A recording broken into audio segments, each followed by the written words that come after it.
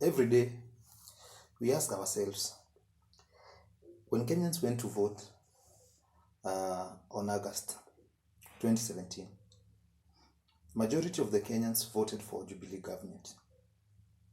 We saw Uhuru Ruto taking the seat.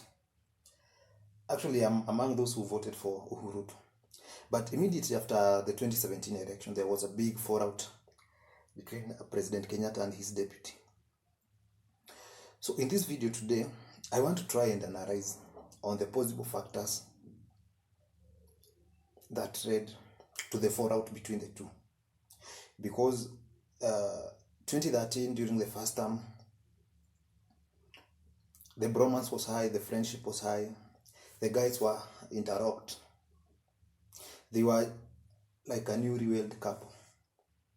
They were showing a lot of love and even dressing the same dressing code.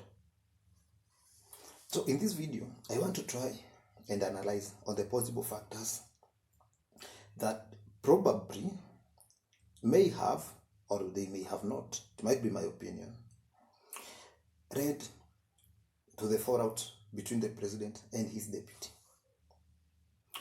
The first factor was the business interest. When Uhuru took the government, the deputy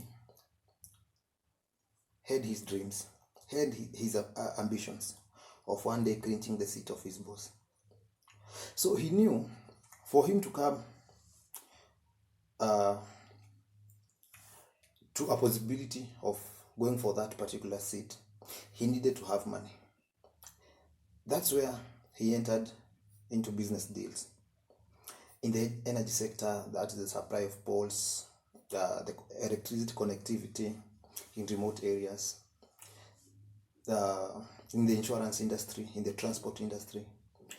That's where the deputy went and started doing businesses.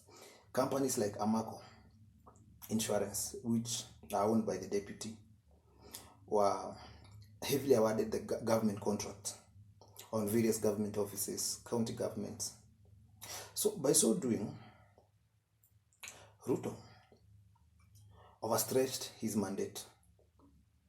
That's through setting up so many businesses, creating so many business interests to a point of stepping on businesses he ought not to have to come across, especially in the energy sector, because the Kenyatta family have huge interest on the energy sector. So when the deputy came into doing those businesses, there was a conflict of interest, because Ruto want to entrench his businesses and Kenyatta want to safeguard the sectors they have captured, they've invested on. So I believe that's one of the factors that led to the fallout, and that's why we saw those people who were allied to Ruto were crushed in various offices. Those who are awarding him big businesses, the Kenya Power, in the county governments of Nairobi, Kiambu, and elsewhere. The second possible reason that led to the fallout of Uhuru Ruto is the impeachment narrative. There were those narratives that were being extended by people like Ngonjiri of Nyeri Town, Kanini Kega, that Ruto had prior plans of impeaching the president so that he can ascend to power easily. So it argued that, sources says that Kenyatta got intelligence of the impeachment plan, and that's why he made a first move of approaching the NASA team.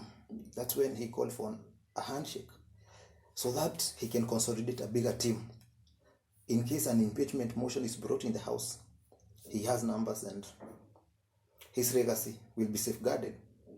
Because when a president is impeached, then his legacy, it's like swept away. So the impeachment motion, the notion might have possibly led to the collapse of Uhuru Ruto bromance. The third reason, which might also have contributed to the fallout of Kenyatta and his deputy, was there was the assassination claims. There was a time Stanley Livondo said that Ruto at one time intended to eliminate the president. There were other rumors There was a time Kenyatta was to travel to Ethiopia, but his plane had to take an immediate turn back to the airport because there were fears that maybe there were some interferences on the plane. In Kisumu, there was a time Kenyatta had to change planes while in Kisumu. Same notions were there, that there were plans or there were interference on that particular plane he was going to use. So that might also have contributed to the fallout between the two. The fourth reason, there were Ruto led a rebellion in Mount Kenya. In 2017, Ruto told his boss to relax and work for the country. He said he will lead the campaigns in the Mount Kenya region. That's when he went and sidelined all those people who were pro-Uhuru. Ruto planted his men, people like Dindi Nyoro, and other so many first-timers, they were planted there. And that's why Ruto made sure they wanted nominations, and he used them to stage a rebellion in Mount Kenya region, because immediately they got the seat after handshake, the rebellion started. Kenyatta started being abused. Those people Ruto recruited into his team were used to attack the president on all corners. Then there was the insubordination factor by Ruto. Today he says that, tomorrow he says that this. He takes credit on what the government has done and put the blame on the failures on the president's shoulders. That might have contributed to Kenyatta saying he'll no longer accept reconciliation between the two, because even when Ruto sent the bishops, Uhuru Kenyatta blatantly refused. He said no reconciliation. He refused. Maybe Ruto goes to coast, says how bad the SDR is, how it has deprived the coast people of the port activities, and he has taken it to Naivasha. He goes to Naivasha the next day and he say the reasons why they brought the port to Naivasha, to bring growth around Naivasha and Mai Mahiu. So that is the master of double speak. So Kenyatta felt there was a great insubordination by his deputy, and probably he said, it's done. It's done. And might have been one of the reasons that reconciliation miserably failed. Another factor, the sixth factor, was the Oscar Sudi factor. Oscar Sudi was used by Ruto because when Sudi, being the right-hand man or the spanner boy of Ruto, he can't speak without the authority of the boss. So when Sudi came out and attacked Gina Kenyatta Senior, calling her so many bad words and abuses, he might have been sent by Ruto. The same case to today. If Junet today attacks Kenyatta, President Kenyatta, he must be sent by Raila Odinga, being his spanner boy.